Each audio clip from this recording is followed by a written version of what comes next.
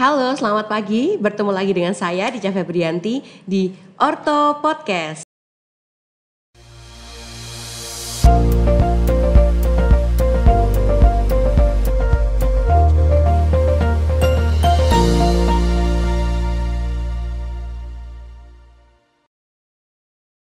Nah, pagi hari ini kita akan ngebahas soal masalah kefarmasian terutama di bagian antibiotik.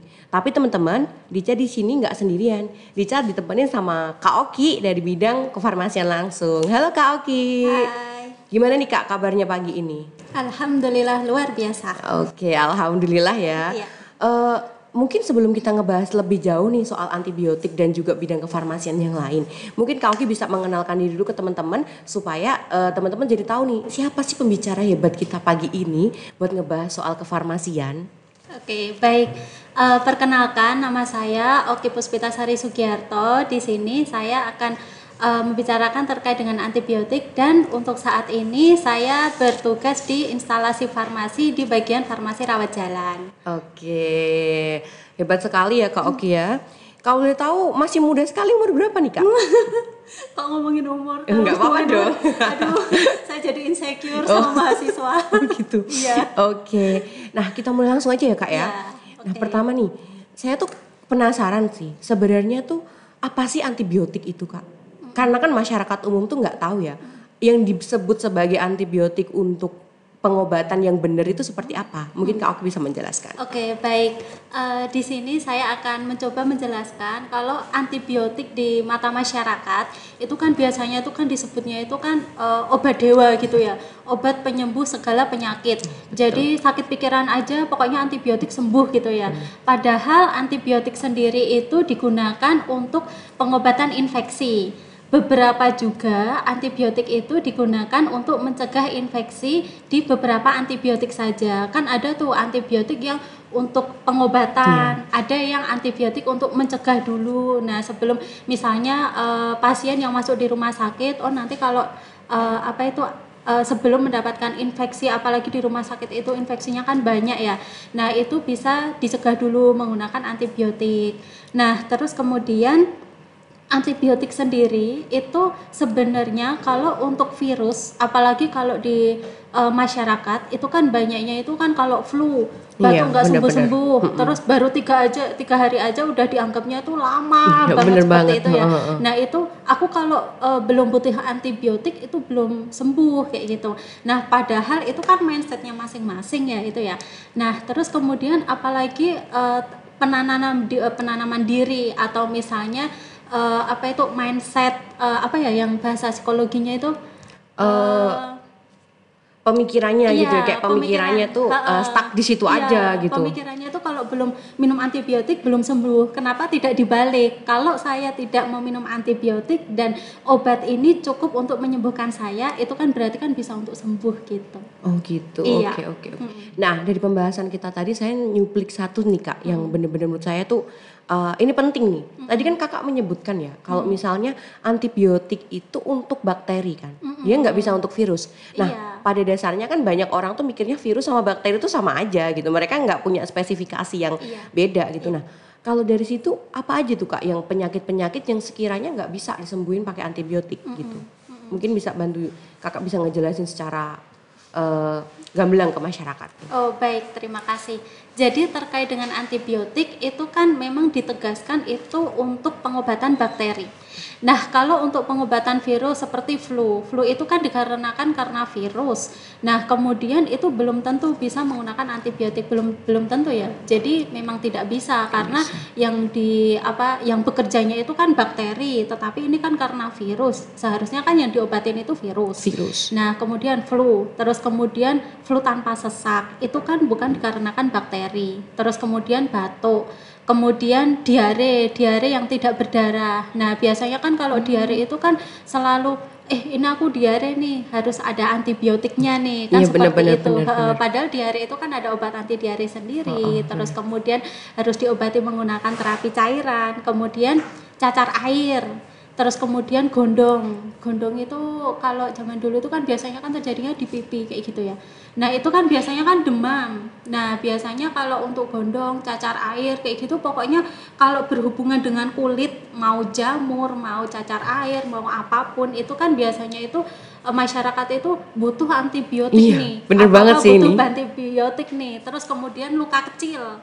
Nah, luka kecil misalnya karena kesandung terus nggak sembuh-sembuh, itu kan mungkin ini harus ada antibiotik. Kalau zaman dahulu itu kan misalnya lukanya ada di situ aja. Jadi antibiotiknya itu cuma ditabur misalnya tablet terus dikepuk terus kemudian Iya, bener banget. digituin kayak gitu Itu kan. malah nggak boleh ya sebenarnya. Iya, itu tidak boleh. Itu kan tidak sesuai dengan peruntukannya, kecuali kalau dokternya itu memang menyarankan. Oh, seperti Nah, itu. kalau tetapi tidak pernah ya selama saya berpraktek sebagai farmasi itu ya kalau antibiotik kalau tidak diinjeksikan atau disuntikkan pada pasien rawat inap, tentunya kalau rawat jalan jarang. Iya, jarang. Nah, terus kemudian ya kalau enggak ya diminum. Diminum gitu. itu. Iya, benar. Oke. Nah, kan tadi tuh kakak menjelaskan juga kan kalau misalnya ternyata antibiotik itu emang nggak bisa, entah itu ditaburin, diminum sama orang-orang yang kena diare. Nah, kalau misal nih orang-orang di luar sana tuh nggak tahu kak, efek sampingnya tuh apa gitu. Karena nih secara pengalaman ya, keluarga saya sendiri tuh juga nggak bisa kayak saya kasih ini antibiotik nggak bisa kalau diminum tanpa resep dokter tuh tetap kekeh gitu, karena emang aku juga sembuh pakai minum obat ini. Iya. Nah itu kalau misal efek sampingnya tuh gimana kak? Iya, nah itu tadi kalau tidak minum antibiotik itu kan tadi kan membicarakan kalau aku nggak minum antibiotik itu sembuh kayak itu ya. Nah itu kembali lagi itu kan kepercayaan Iya gitu sih, ya, bener, yang kepercayaan. secara terus menerus dari generasi ke generasi ya itu ya. Kalau itu pakai minum antibiotik padahal itu sudah dijudge kalau kamu minum ini itu akan bakalan sembuh. Padahal kalau orang tersebut itu dikasihkan kapsul di dalamnya tepung tok, terus kemudian dibilangin ini antibiotik itu pasti sembuh juga gitu karena itu kan sugesti ya, bener-bener iya, sugesti. biasanya kayak gitu. Kecuali kalau memang disebabkan karena bakteri.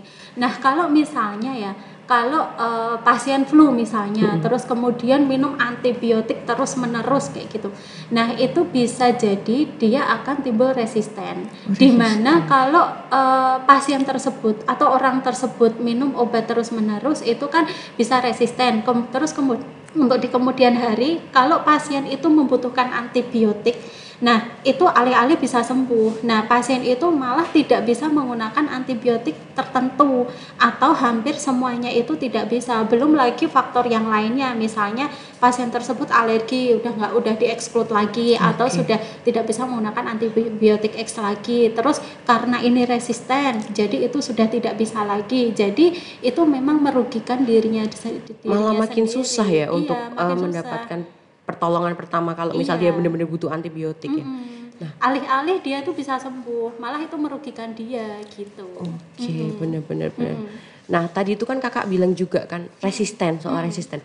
Sebenarnya kalau masalah resisten pasti masyarakat tuh nggak mau tahu ya kan, ya nggak sih kayak apa sih itu resisten gitu. Iya. Nah mungkin kakak tuh bisa ngejelasin secara lebih menyeluruh resisten tuh gimana dan dampak dari resisten tuh apa gitu. Karena saya pernah kak, kebetulan kan saya dulu tuh pernah kan SMK saya kebetulan farmasi juga. Iya, saya dulu ke SMK-nya farmasi, makanya saya sedikit banyak ngerti soal resisten itu. Nah, saya pernah praktek di rumah sakit. Itu ada orang bener-bener resisten antibiotik dan itu sampai kakinya itu diamputasi karena emang kakinya busuk dan emang dia tuh nggak ada antibiotik yang bisa buat ngenyumbat si kaki busuknya itu karena bakteri itu. Iya. Nah mungkin kakak bisa menjelaskan buat warning juga ke masyarakat nih kalau antibiotik itu nggak bisa dipakai sembarangan gitu. Mungkin bisa dijelasin. Oke. Kalau resisten itu sendiri saya kan tadi juga lupa ya menjelaskan kalau resisten itu apa gitu ya. Nah kalau resisten itu di mana bakteri penyebab infeksi itu sudah tidak mampu lagi mengobati orang tersebut atau penyakit tertentu. Nah, terus kemudian kenapa? Karena walaupun dengan dosis antibiotik yang sudah dimaksimalkan, misalnya sudah maksimal nih 1 gram atau 1000 miligram kayak gitu ya. Nah, itu tetap tidak bisa karena sudah resisten seperti itu.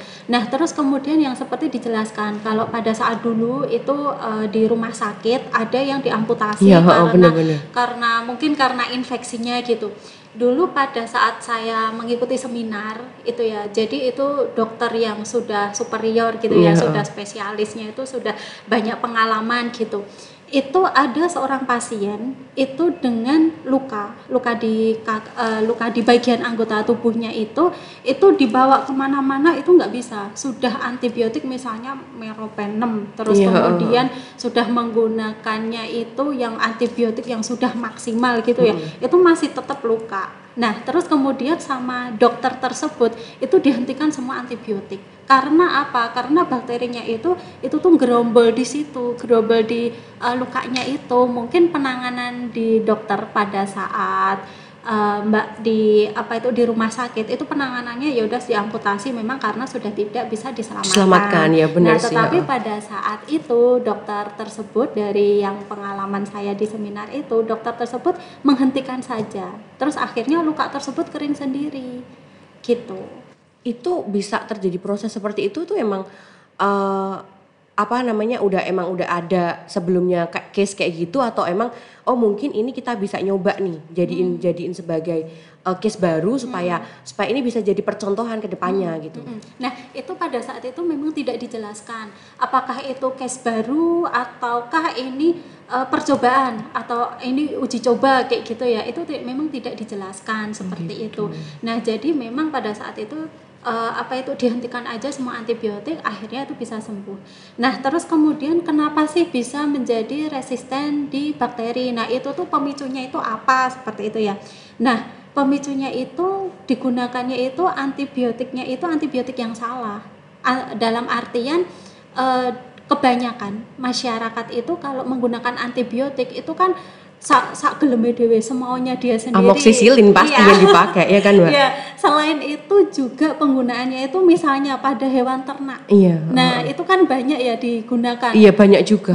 Nah, misalnya kalau pada ikan kayak gitu, kulitnya itu kan bersisi. Terus kemudian kayak ada jamurnya kayak gitu. Udah tuh beli antibiotik, terus kemudian ditumbuk, terus kemudian disebarin.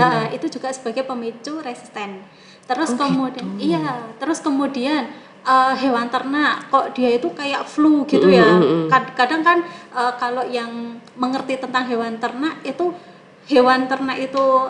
bersin aja itu juga tahu gitu loh. Dan terus akhirnya ini sakit nih, terus akhirnya dikasihnya antibiotik. Itu juga bisa untuk resisten. Terus kemudian sering menggunakan antibiotik itu misalnya pas orang itu kan menggunakan amoksisilin terus gitu ya. Benar. Nah, kemudian bakteri itu akan mengenali, ini kemarin itu sudah pernah masuk nih, aku bagaimana caranya bertahan dengan obat ini gitu. Nah, itu bisa untuk resisten juga. Berarti kebal sendiri ya nanti? Kebal sendiri bakterinya. Terus kemudian mengkonsumsi makanan yang mengandung antibiotik. Nah, di sini kan awam ya. Awam banget ini harus dijelasin sih. Kenapa makanan itu bisa mengandung antibiotik? Kalau kita dulu pada saat saya seminar dengan profesor, tetapi sekarang profesornya itu sudah meninggal karena COVID. Nah, pada saat itu beliau menjelaskan ada banyak makanan yang brandnya itu sangat terkenal, itu banyak mengandung antibiotik. Kenapa kok bisa? Karena ya itu tadi yang seperti saya jelaskan. Misalnya ayam yang fried chicken kayak gitu ya. Nah, itu kan ayamnya itu dia dikonsumsi menggunakan antibiotik tersebut. Nah, kemudian kan secara tidak langsung dagingnya itu kan mengandung antibiotik kan. Berarti pada saat peternakannya gitu ya? Iya, pada saat peternakannya itu. Jadi dikasih antibiotik supaya nggak sakit gitu ya? Iya, agar tidak sakit. Nah, itu kan secara tidak langsung walaupun kita itu tidak mengkonsumsi antibiotik, tetapi secara tidak langsung kita itu sudah resisten dengan sendirinya gitu. Walaupun kita saya nggak pernah itu minum itu, saya paham. Itu kok bisa seperti ini gitu. Dulu yang pernah saya ikutin di seminar itu memang seperti itu, yang beberapa kali tentang antibiotik gitu. Itu menurut saya lebih itu ya Mbak, kalau makanan tuh nggak bisa nyalain masyarakat juga kan, kita kan nggak mungkin kan kayak nanya ini ada antibiotiknya nggak, kan nggak mungkin nggak. Mungkin itu Mbak, kalau pencegahannya tuh kayak mana? Misalnya paling minim lah masyarakat itu harus seperti apa supaya dia bisa ngeblocking antibiotik yang sekiranya tuh bisa ngebuat bakteri-bakteri di tubuhnya tuh resisten gitu. Oh gitu. Kalau terkait dengan makanan itu tadi, tentu masyarakat kan tidak bisa ya. Iya, susah banget itu. Susah banget itu. Nah, terus kemudian kalau itu ya kita tutup mata ya kalau terkait dengan hal itu. Iya, benar. Nah, benar tapi sih. kalau misalnya terkait dengan antibiotik itu, ya itu tadi kalau misalnya hewan ternak, toh juga sekarang era digital sekarang ini dengan era kemajuan ini, toh juga puskesmas itu kan ada tuh. Saya pernah membaca puskesmas hewan kayak gitu. Nah itu kan mungkin di puskesmas itu kan juga akan pernah mengadakan penyuluhan seperti itu. Bener-bener. Nah itu ikutin aja penyuluhannya itu. Nah terus kemudian kalau terkait dengan resisten itu ya masyarakat kalau misalnya sedikit-sedikit hilangkanlah terkait dengan pemikiran kalau belum minum antibiotik itu belum sembuh gitu. Bener-bener. Minimal seperti itu dulu. Itu kan dari pencegahan pribadi dulu. Preventifnya iya, ya, preventifnya dari dulu gitu. diri sendiri. Iya, benar. Oke. Tapi kan sekarang lagi masa pandemi ya Mbak. Maksudnya walaupun kita udah bisa dikatakan sekarang udah new normal dan udah ini menjadi kebiasaan kita lah. Bahkan kan kemarin presiden juga udah bilang ke masyarakat kalau emang udah boleh buka masker. Tapi kan masyarakat masih banyak yang ke-trigger kan, kayak ke-trigger. Ini nanti virus ini benar-benar hilang nggak gitu kan. Nah, apakah ketika masyarakat itu di masa pandemi seperti ini, itu cukup misalnya sakit flu atau apa, cukup minum obat flu-flu biasa kayak ya obat flu-flu biasa gitu, atau emang butuh nih antibiotik? Karena kan emang virusnya mungkin akan dua kali virus atau bakteri bakalan berkembang 2 kali lipat gitu. Gitu. Mungkin bisa dijelasin. Terkait dengan COVID-19, walaupun sekarang itu katanya kan sudah menurun, tapi kan saya kan sudah sudah menurun, walaupun akan diperkirakan naiknya itu di bulan-bulan tertentu gitu ya. Sudah pemerintah sudah warning kalau COVID-19 itu akan naik lagi gitu ya. Tidak dipungkiri kalau walaupun nanti itu naik dan pada akhirnya itu turun lagi gitu ya, itu COVID-19 itu pasti akan di sekitar kita tetap. Nah kemudian kalau terkait dengan COVID-19 itu kan selama ini gejala-gejala yang kita rasakan atau yang kita amati itu kan batuk, pilek, flu kayak gitu. Nah itu kan hampir mirip ya sama flu biasa gitu ya. Memang pada saat ini untuk pengobatan COVID-19 itu sendiri kan memang masih meraba-raba ya. Untuk saat ini kan terkait dengan gejalanya dulu, sesek dikasih obat anti sesek. Terus kemudian sekiranya itu terkait dengan virus, itu kan sudah obat antivirusnya tertentu sendiri gitu ya. Nah kalau misalnya pasien mengalami gejala batuk, pilek, flu dalam waktu tertentu misalnya 3-7 hari, kok walaupun sudah diberikan obat anti flu itu kok masih tetap berlanjut flunya, semakin memberat atau masih stagnan di situ aja gitu ya. Nah itu nanti untuk pasien sendiri itu saya sarankan untuk tetap ke dokter atau ke petugas kesehatan setempat gitu ya. Bisa ke puskesmas, bisa ke rumah sakit kayak gitu. Nah, terus kemudian kalau misalnya seperti itu, memang untuk gejala-gejala yang dirasakan, kita tidak bisa mengesampingkan COVID-19 itu sendiri penyebab virus corona gitu ya. Corona. Nah, terus kemudian yang dilakukan itu kalau memang tidak segera membaik, itu tetap kembali ke petugas kesehatan. Periksa dulu. Nah, nanti di situ dokter itu akan mengarahkan apa yang harus kita lakukan, ataukah rongsen dada, rongsen torak, terus kemudian yang swab PCR seperti PCR, itu. Nah, dari situ nanti kan terlihat tuh penyebabnya itu apa. Kalaupun harus meminum antibiotik, diminum antibiotiknya tersebut dan harus dihabiskan. Nah, terus kemudian dihabiskan karena dokter sudah dengan pengalaman klinisnya beliau, dengan ilmunya yang selama ini sudah dipelajari gitu ya. Itu memang antibiotik yang dari dokter itu memang harus dihabiskan terlebih dahulu gitu. Nah, kalau misalnya apa itu memang harus isolasi mandiri, ya lakukan isolasi mandiri. Kalau misalnya memang harus dirawat inap, ya saya menyarankan untuk mematuhinya seperti itu. Oh, seperti itu. Iya. Nah, oke teman-teman. Nah, mungkin Mbak ada pesan atau tagline yang khusus biar teman-teman nih makin paham gitu, makin paham. Emang antibiotik itu nggak bisa digunain sembarangan gitu. Jadi mungkin Mbak bisa menyampaikan ke teman-teman Orto Podcast biar lebih paham terkait antibiotik di bidang kefarmasian. Oke, baik. Oke, terkait dengan penggunaan antibiotik, saya menyarankan dan mengajak untuk bijak dalam menggunakan antibiotik. Nah, bijak menggunakan antibiotik tersebut tidak membeli antibiotik secara sembarangan dan tanpa resep dokter. Kemudian tidak mengkonsumsi obat antibiotik secara sembarangan kalau itu tidak disebabkan karena infeksi bakteri. Tidak mengkonsumsi antibiotik secara sembarangan kalau itu dikarenakan oleh virus seperti flu. Terus kemudian tidak membeli antibiotik secara semaunya sendiri tanpa adanya resep dokter. Terus kemudian konsultasikanlah terkait dengan antibiotik kepada petugas kesehatan di sekitar Anda. Terima kasih. Wow sekali ya pembahasan kita pagi hari ini.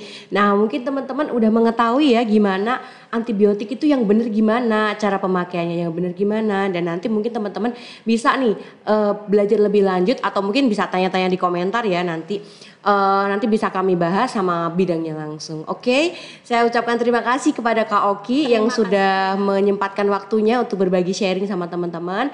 Dan teman-teman jangan lupa like, komen, dan subscribe channel Orto Podcast, dan see you lagi, ketemu saya di next video. Terima kasih, salam Orto Podcast. Assalamualaikum warahmatullahi wabarakatuh.